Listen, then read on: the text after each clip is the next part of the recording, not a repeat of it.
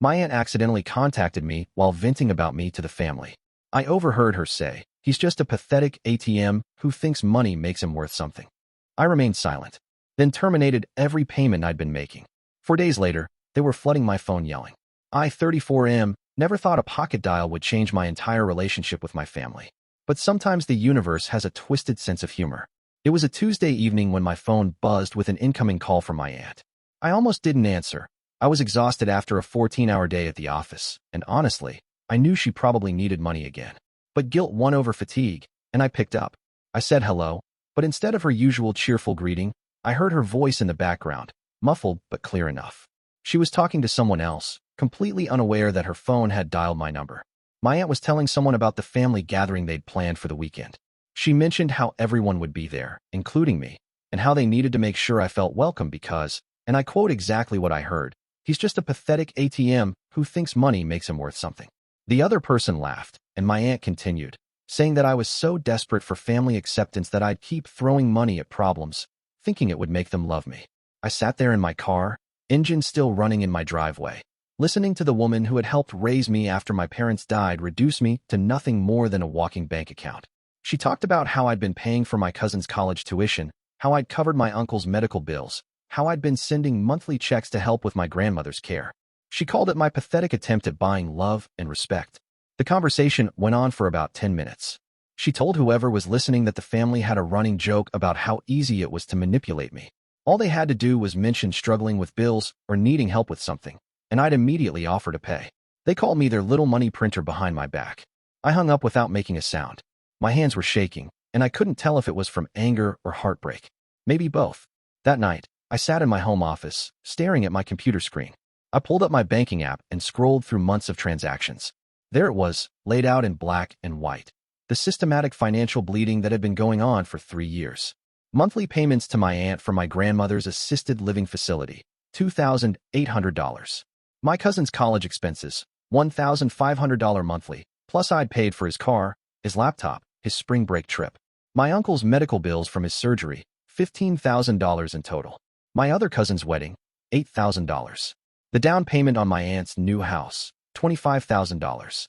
Christmas gifts, birthday money, emergency funds for car repairs, helping with groceries when times were tight. I did the math. In 3 years, I'd given my family over $180,000. And apparently, I was just a pathetic ATM. I spent the next 2 hours methodically canceling every automatic payment, every recurring transfer, every financial commitment I'd made to my family. I called my cousin's college and informed them that I would no longer be covering his tuition. I contacted the assisted living facility and told them to transfer the payment responsibility back to my aunt. I even called my bank and put alerts on my accounts to flag any large transfers, just in case I felt weak later. By Thursday morning, I'd cut off every single financial tie to my family. Then I waited. The first call came Friday afternoon. My cousin, panicking because the college had called about unpaid tuition.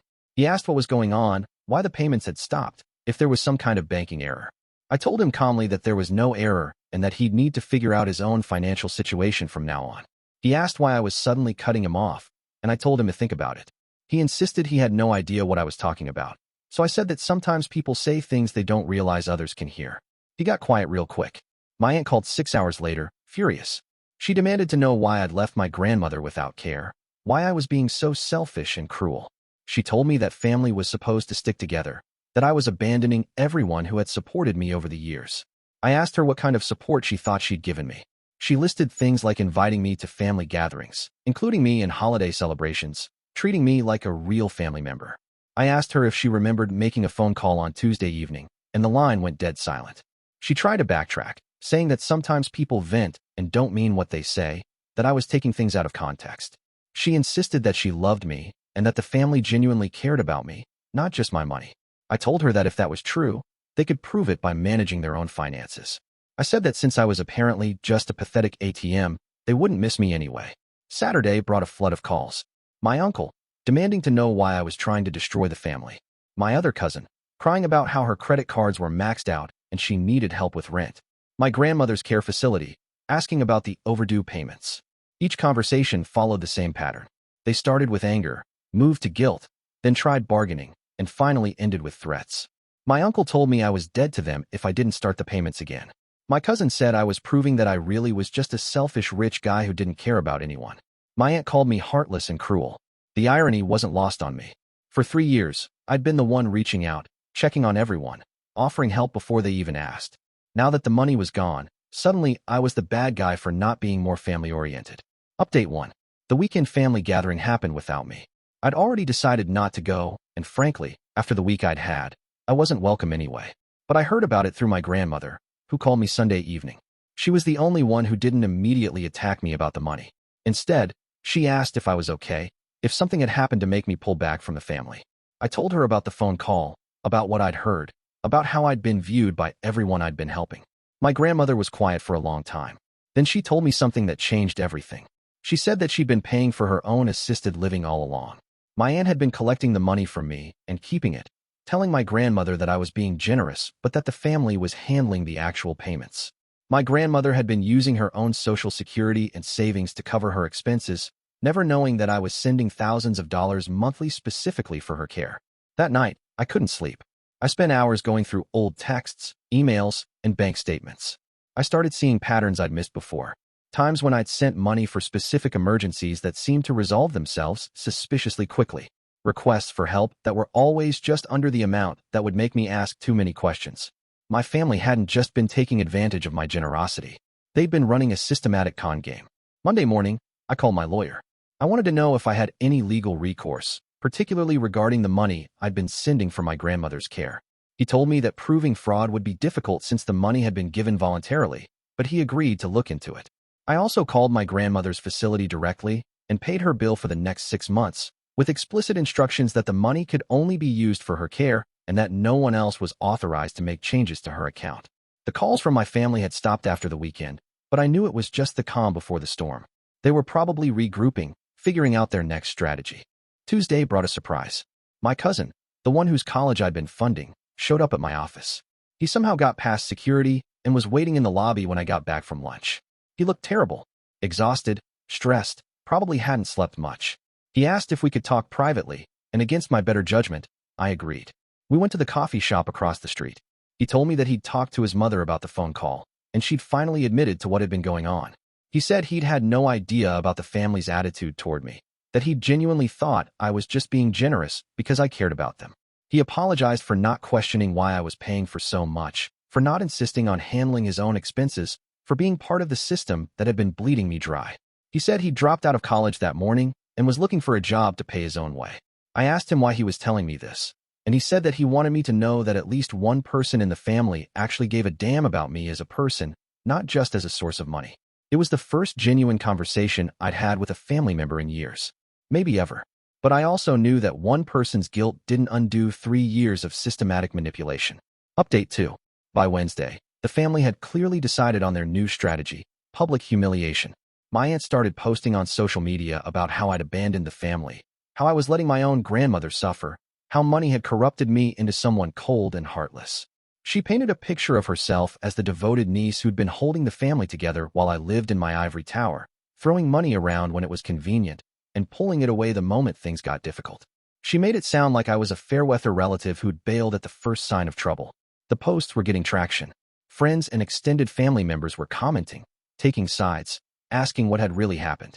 My aunt was positioning herself as the victim, the one who'd been trying to keep our family bond strong, while I'd been treating relationships like business transactions. I screenshotted everything but didn't respond. I'd learned a long time ago that engaging with public drama only makes it worse. But it stung. These people were using my own generosity against me, twisting the narrative to make me look like the villain. Thursday brought an unexpected ally. My cousin's ex-girlfriend reached out to me through LinkedIn. She'd seen the social media posts and wanted to tell me something important. She said that during the year she'd dated my cousin, she'd heard multiple conversations about how the family was managing me. She'd been uncomfortable with it, but hadn't felt it was her place to say anything. She told me that my aunt had literally referred to me as the family's retirement plan, and that they'd discussed ways to keep me emotionally invested so I'd continue paying for things. She also told me that my cousin's car, the one I'd paid for, had been sold within a month of purchase. They'd used the money for other things and told him the car had been totaled in an accident. She'd seen the insurance paperwork. It was all fake. At this point, I was beyond angry. I was in a cold, calculating fury that surprised me. These people hadn't just taken advantage of my generosity. They'd been running elaborate scams to maximize what they could get from me. I called my lawyer again. With the new information, he said we might have a case for fraud after all. He recommended hiring a private investigator to document exactly how the money had been used and to build a paper trail of the deception. Friday afternoon, I got a call from my grandmother's facility. My aunt had shown up, claiming to be my grandmother's primary caregiver, and had tried to access information about the account I'd set up. When they refused, she'd caused a scene, accusing them of keeping her from her own mother. I drove straight there. My grandmother was in her room, visibly upset by the confrontation. She told me that my aunt had been demanding to know how much money I'd given for her care, insisting that as the daughter, she had a right to manage her mother's finances. My grandmother asked me to sit down. She said that she'd been thinking about our conversation and had decided to tell me some things that might be difficult to hear. She told me that after my parents died, my aunt had been vocal about not wanting to take responsibility for raising me. She'd said I was too much trouble and that they should just put me in foster care. My grandmother had fought for me, insisted that family took care of family, and had threatened to cut my aunt out of her will if she didn't help. My aunt had complied, but she'd resented it. She'd made it clear that she considered me a burden and that once I was old enough to take care of myself, she was done with parental duties. My grandmother said that she'd hoped my aunt would grow to love me as her own, but instead, she'd just learned to see me as a resource to be managed. I sat there, processing 20 years of family dynamics that suddenly made sense. The emotional distance, the way I'd always felt like I was on the outside looking in, the way my financial contributions were welcomed, but my actual presence was merely tolerated. I wasn't just finding out that my family had been using me. I was finding out that they'd never actually wanted me at all. Update 3. The private investigator's report came back 2 weeks later. It was worse than I'd imagined. The money I'd been sending for my grandmother's care had been deposited into a joint account my aunt controlled. She'd been using it for everything from vacation trips to shopping sprees to paying down her own credit cards. My grandmother had been paying her own bills the entire time. The college tuition payments had been real, but my cousin had been on a full academic scholarship for the last year and a half. The money I'd been sending was just extra cash for them to spend however they wanted. My uncle's medical bills had been covered by his insurance. The money I'd given him had gone toward a new boat that was registered in my aunt's name. The wedding I'd helped pay for had cost about half of what they'd told me. The rest had been pocketed. The down payment on my aunt's house had been unnecessary. She'd qualified for a first-time buyer program and had gotten the house with no money down. In total, they'd defrauded me of about $120,000 in completely fake expenses, plus another $60,000 in inflated costs for real expenses. I had enough evidence to press charges. My lawyer was confident we could win both criminal and civil cases. But I realized something as I sat in his office, looking at the documented proof of my family's betrayal. I didn't want to put them in prison. I didn't want to drag this through the courts for years. I didn't want to turn my family drama into a legal circus. I wanted something simpler and more direct. I wanted them to face the consequences of their choices without being able to blame me for being vindictive. So I made a different decision. I had my lawyer draft a simple letter to each family member who'd been involved in the fraud. The letter laid out exactly what I knew, exactly how much they'd taken, and exactly what would happen if they continued to contact me or spread lies about me. I gave them 2 choices. They could publicly apologize for their deception and harassment, or I could release all the evidence to the family members and mutual friends who'd been seeing my aunt's social media posts about what a terrible person I was. I also included a breakdown of what they actually owed me if they wanted to make things right, though I made it clear that I wasn't expecting payment. My aunt was the first to respond. She showed up at my house Saturday morning, crying and apologetic. She claimed that she'd never meant for things to go so far, that she'd been overwhelmed by financial pressure and had made bad decisions. She said that she'd always loved me like a son and that she was devastated that I'd found out about the money. I told her that I'd heard exactly how much she loved me during that phone call, and that her tears weren't going to undo 3 years of systematic theft. She asked what she could do to make things right, and I told her that she could start by posting the truth on social media. She needed to admit that she'd been misusing the money I'd given her and that she'd been lying about my reasons for cutting off financial support. She refused. She said that would destroy her reputation and that people would never forgive her for what she'd done. I told her that she should have thought about that before she decided to defraud me. My uncle came by Sunday afternoon, taking a different approach. He tried to intimidate me, saying that I was being dramatic and that family disputes shouldn't involve lawyers and investigators. He said that I was tearing the family apart over money and that I needed to let it go. I asked him about the boat, and he got defensive. He said that the medical bills had been stressful and that he deserved a little reward for getting through the surgery. He claimed that I'd given the money freely and that what he did with it was his business. I told him that if he really believed that, He should have no problem with me sharing the receipts of his purchases with everyone who'd been calling me selfish for cutting off my financial support. He left angry, but he stopped talking about intimidation. My cousin, the one whose college I'd been funding, took a different approach. He came to my office Monday morning and offered to pay me back. He said he'd been working 2 jobs since dropping out of school and that he'd already saved up enough to cover the first semester of fraudulent payments. He told me that he'd confronted his mother about the lies and that he'd decided to cut contact with that side of the family. He said that what they'd done to me was unforgivable and that he was ashamed to be related to them. I told him that I appreciated the gesture, but that I didn't expect him to pay for his mother's crimes. I also told him that cutting contact with family was a serious decision and that he should think carefully about it. He said he'd already thought about it. He said that he'd spent his whole life watching them manipulate situations and people, and that he'd never realized how bad it was until he saw what they'd done to me. 3 weeks later, my aunt finally posted a public apology on social media. It was brief and didn't include many details, but it admitted that she'd been wrong about my motivations and that she'd handled the situation badly. It wasn't the full confession I'd asked for, but it was enough to stop the harassment. The calls and messages from family members stopped. The social media posts stopped. The public campaign against me stopped. But something else stopped too. Any pretense of having a family relationship with most of them.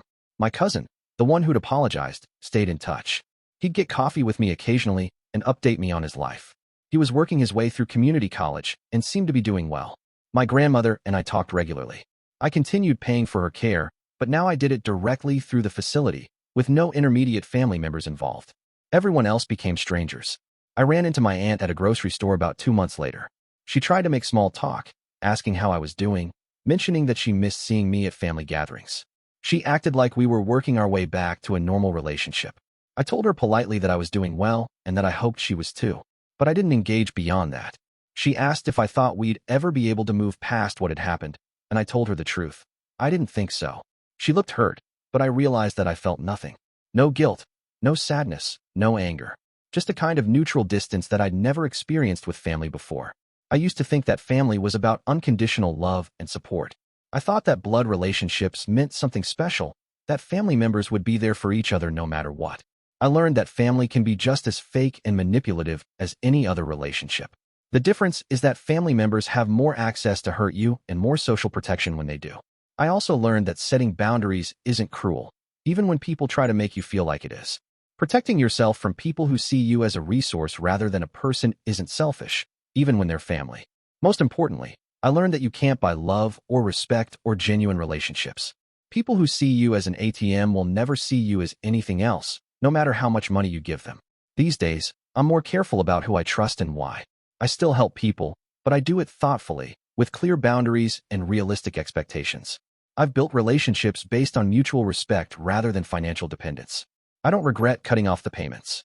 I don't regret discovering the truth about how my family saw me. I don't regret protecting myself from people who were hurting me. Sometimes people ask if I miss having a big family, if I regret losing those relationships.